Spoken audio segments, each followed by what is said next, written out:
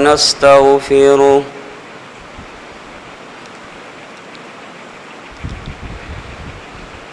ونعوذ بالله من شرور أنفسنا ومن سيئات أعمالنا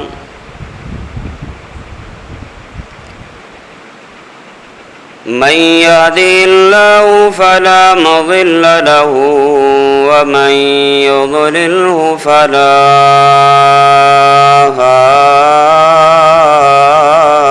هادي له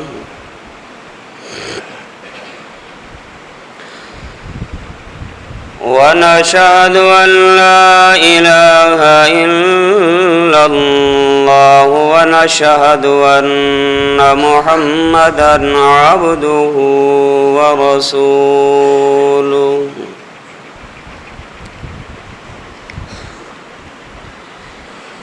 اللهم صل على محمد وعلى آل محمد كما صليت على إبراهيم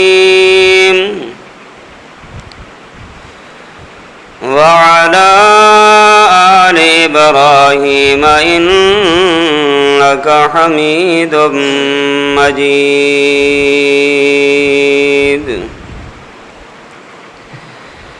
اللهم بارك على محمد وعلى آل محمد كما باركت على إبراهيم وعلى آل إبراهيم إنك حميد مجيد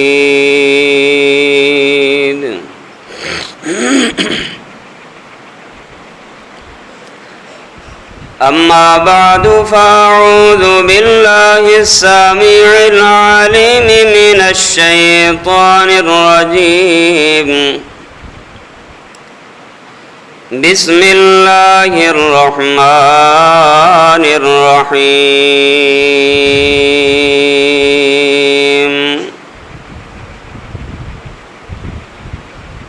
إن الدين عند الله الإسلام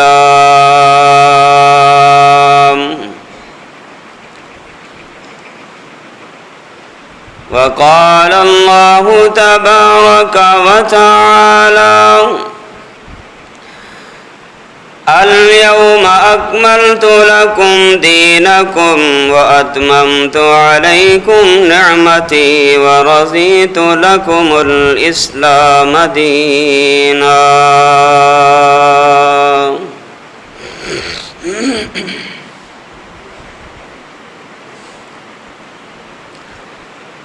یا الہی جب تک میرے بدن میں جان رہے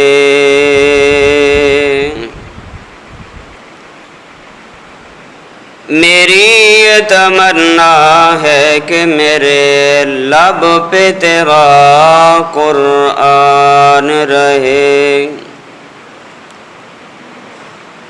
اور یہ بھی تمنا ہے کہ اس دنیا میں کوئی کام کر جاؤں الہی اگر توفیق مل جائے تو خدمت اسلام کر جاؤں آمین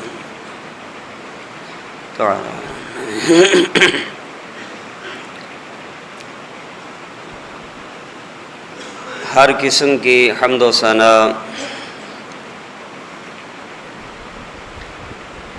کبریائی بڑائی یکتائی تنہائی شہنشاہی اور بادشاہی اللہ وحدہ لا شریک کے لیے بے شمار درود و سلام امام الانبیاء خاتم الانبیاء جناب محمد الرسول اللہ صلی اللہ علیہ وآلہ وسلم کی ذات گرامی کے لیے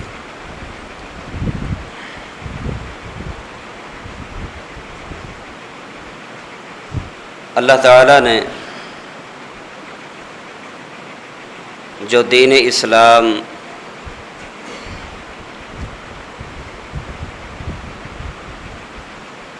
پیارے پیغمبر علیہ الصلاۃ والسلام کے ذریعے ہم تک پہنچایا ہے،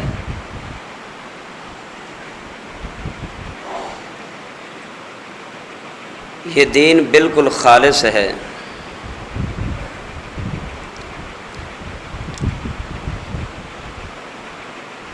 اس کی وضاحت صحیح بخاری کی روایت کے ان الفاظ سے ہو رہی ہے کہ یہ ایک ایسا دین ہے، ایسا اسلام ہے کہ لیلھا کنہارھا، کہ جس کی رات بھی دن کی مانند ہے۔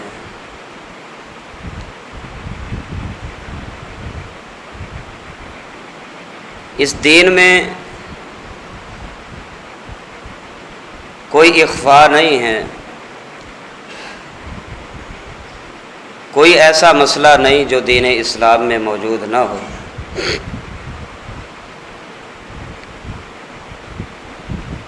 یہی وجہ ہے کہ پیارے پیغمبر علیہ الصلاۃ والسلام نے یہ دین اسلام پوری دیانت داری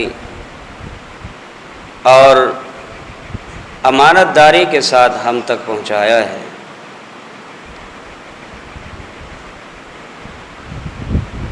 کیونکہ یہ دین اللہ کی طرف سے امانت ہے۔ دین دو چیزوں کا مجموعہ ہے، پہلی چیز قرآن ہے اور دوسری چیز محمد الرسول اللہ صلی اللہ علیہ وسلم کا فرمان۔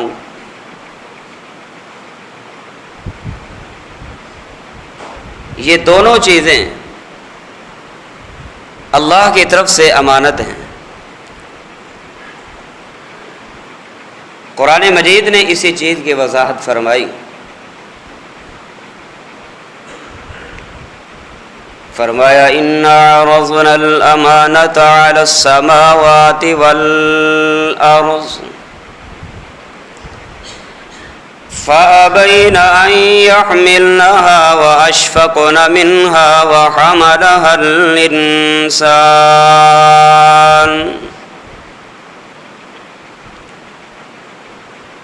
کہ ہم نے یہ دین انسانوں پر پیش کیا، ہم نے یہ امانت، یہ شریعت پہاڑوں پر جب پیش کی، فَأَبَيْنَ أَن يَحْمِلْنَهَا، انہوں نے انکار کر دیا کہ وہ دین کے بوجھ کو اٹھا سکیں، قرآن کے بوجھ کو اٹھا سکیں، اور وہ ڈر گئے۔ وَحَمَلَهَا الْإِنسَانُ، اس بوجھ کو انسان اٹھانے پہ ایگری ہو گیا۔ تو قرآن مجید کے اس اسلوب سے یہ پتہ چلتا ہے کہ یہ دین امانت ہے۔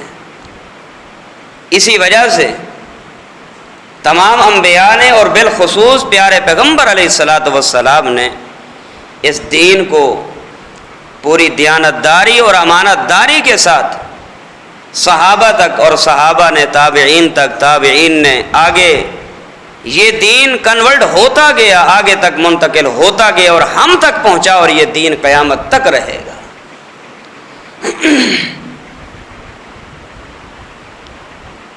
اس سے پتہ چلتا ہے کہ یہ دین امانت ہے۔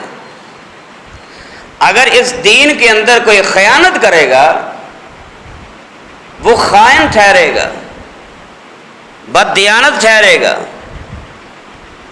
اب سمجھنے والی بات یہ ہے کہ دین کی خیانت کیا ہے۔ مثال کے طور پہ دین میں بگاڑ پیدا کرنا، سنت کے مقابلے میں بدعت کو رواج دینا، یہ دین میں بگاڑ ہے، یہ امانت میں خیانت ہے۔ اگر ہم سب اپنے معاملات کو دیکھیں، دیکھنے کے بعد ہم اس نتیجے تک پہنچ سکتے ہیں کہ ہمارا کوئی بھی معاملہ ایسا نہیں جو بگاڑ سے اور بدعات سے خالی ہے۔ اور اگر یہی چیز ایک انسان کو سمجھ آ جائے، حقیقت اور سچی بات یہ ہے کہ بندہ اپنے آپ کو پکا سچا مومن اور موحد بنا سکتا ہے۔ معاملہ خوشی کا ہو، اس میں بھی بگاڑ، معاملہ غمی کا ہو، اس میں بھی بگاڑ، معاملہ لباس کا ہو، معاملہ حجامت کا ہو، معاملہ نماز جنازہ کا ہو، معاملہ میت کا ہو، کوئی بھی معاملہ ہو، جس معاملے کو اگر ہم دیانتداری کے ساتھ دیکھیں، ہمارے معاشرے میں اکثر معاملات کے اندر بگاڑ بھی ہے اور خیانت بھی ہے۔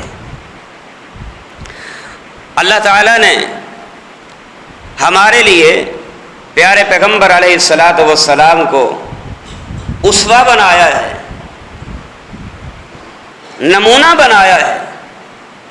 قرآن نے بھی یہی کہا، فرمایا لَقَدْ كَانَ لَكُمْ فِي رَسُولِ اللَّهِ أُسْوَةٌ حَسَنَةٌ، میں نے تمہارے لیے اپنے محبوب کو نمونہ بنا دیا، میں نے تمہارے لیے اپنے محبوب کو اسوہ بنا دیا ہے۔ خوشی کا معاملہ لینا ہو، غمی کا معاملہ ہو، جنازے کا معاملہ ہو، میت کا معاملہ ہو، کوئی بھی معاملہ ہو، تمام معاملے میں تم نے میرے محبوب کی بات کو ایکسپیکٹ کرنا ہے، میرے محبوب کی بات کو تم نے لینا ہے۔ کیوں؟ اس لیے کہ لَقَدْ كَانَ لَكُمْ فِي رَسُولِ اللَّهِ أُسْوَةٌ حَسَنَةٌ، کامیابی بھی اسی چیز میں ہے، نجات بھی اسی چیز میں ہے کہ بندہ اپنے آپ کو صحیح معنی مسلمان بنائے، اپنے آپ کو صحیح معنی پیارے پیغمبر کا تابع دار فرما بردار بنائے۔ اگر بندہ دین کے معاملے میں اپنی مرضی کو دخل دیتا ہے تو یہ دین میں بگاڑ ہے، یہ دین میں خیانت ہے۔ کیونکہ جب ایک مسلمان نے یہ کہہ دیا لا الہ الا اللہ محمد الرسول اللہ، اس کا معنی کیا ہے؟ کہ اللہ کی ذات میں کوئی شریک نہیں، اسی طرح پیارے پیغمبر علیہ الصلاۃ والسلام کی بات میں بھی کوئی شریک نہیں۔ جس طرح ایک انسان اللہ کی ذات میں اگر کسی کو شریک ٹھہراتا ہے وہ مشرک ٹھہرتا ہے، اسی طرح اگر کوئی انسان پیارے پیغمبر علیہ الصلاۃ والسلام کے طریقے اور سنت اور بات کے مقابلے میں کسی اور کے طریقے کو، کسی اور کی بات کو، کسی اور کے فعل کو اگر ترجیح دیتا ہے تو وہ کرنے والا انسان سنت کے مقابلے میں بدعتی ٹھہرتا ہے۔ ہم ذرا دیکھیں، دین کو ہم نے مانا ضرور ہے، اختیار نہیں کیا۔ اسلام کو ہم نے اسلام مانا ضرور ہے، لیکن اسلام پہ ہم چلتے نہیں ہیں۔ دین اسلام ہمارے اندر صرف اور صرف اس کا نام تو باقی ہے، کام نہیں ہے۔ ہم اپنے آپ کو اہل الحدیث تو کہلاتے ہیں، ہم اپنے آپ کو اہل سنت تو کہلاتے ہیں، لیکن نہ ہمارا عمل حدیث کے مطابق ہے، نہ ہمارا کردار سنت کے مطابق ہے کون؟ اہل الحدیث۔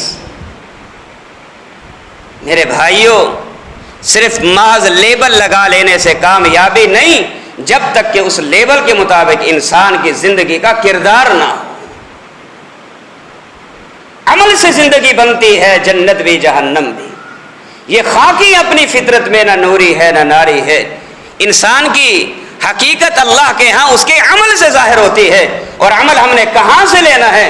عمل یا رب کے قرآن سے لینا ہوگا یا عمل محمد الرسول اللہ صلی اللہ علیہ وسلم کی حدیث سے لینا ہوگا۔ اس میں ہماری نجات ہے، اس میں ہماری کامیابی۔ ہم اپنے غمی کے معاملات کو اگر دیکھیں، سچی بات یہ ہے، کسی کے ہاں میت ہو گئی، ابھی دیکھیں میت چارپائی پہ لیٹا ہوا ہے، اب میت کی چارپائی وہاں بدعت شروع ہو گئی۔ مثال کے طور پہ اس کی روح نکل گئی، حفاظ آئے، قراء آئے، ہر ایک نے ایک ایک پارہ لیا ہوا ہے، پارے پڑھے جا رہے ہیں، پارے کی تلاوت ہو رہی ہے۔ کیا ہے جی؟ اس میت کے ایصال ثواب کے لیے قرآن خوانی کی جا رہی ہے۔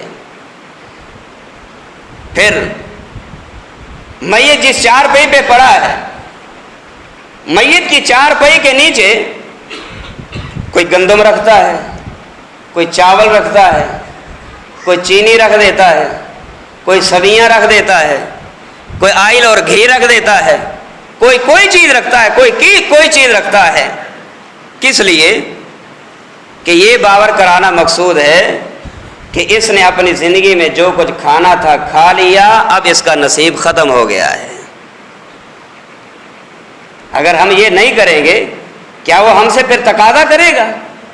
وہ ہم سے پھر مانگے گا کہ میرے مرنے کے بعد تم نے میری چارپائی کے نیچے گندم کیوں نہیں رکھی؟ میری چارپائی کے نیچے تم نے چاول کیوں نہیں رکھے؟ بہت دفعہ ایسا دیکھنے کو آپ کو بھی ملا ہوگا موقع، میں نے بھی دیکھا ہے۔ ایک میت چارپائی پہ لیٹی ہوئی ہے، چارپائی پہ اس کو لٹایا گیا ہے اور اس کے دائیں جانب یا بائیں جانب چاول یا گندم رکھی ہوئی ہے۔ پوچھا گیا یہ کیوں؟ اس لیے کہ اس نے جو اپنا نصیب کھانا تھا کھا لیا، اس کے بعد اب اس کا اور کوئی نصیب نہیں ہے۔ یہ کون سا دین ہے؟ یہ کون سی شریعت ہے؟ یہ کس کا طریقہ ہے؟ یہ طریقہ محمد الرسول اللہ صلی اللہ علیہ وسلم کا نہیں، یہ طریقہ حضرات صحابہ کرام کا نہیں، یہ طریقہ ہمارے اسلاف کا نہیں ہے۔ اور پھر دیکھیے اگر مرنے والی کوئی خاتون ہے اور اگر وہ خاتون کماری ہے، اس کے ہاتھوں پہ، اس کے پاؤں پہ مہندی کے ڈیزائن بنائیں گے، اس کو لپسٹک لگائیں گے، اور پوچھا گیا کیوں؟ اس لیے کہ کماری فوت ہوئی ہے نا۔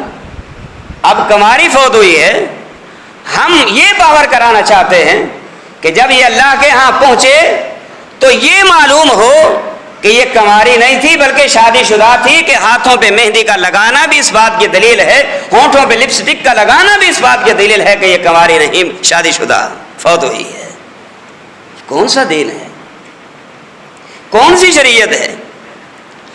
آپ کی لخت جگر سیدہ زینب رضی اللہ تعالی عنہا فوت ہوئیں۔ آپ کو جب ان کی وفات کی اطلاع دی گئی، پیارے پیغمبر علیہ الصلوۃ والسلام نے یہ نہیں فرمایا کہ اس کے ہاتھ پہ مہندی لگائیے، ان کو لپسٹک لگائیے۔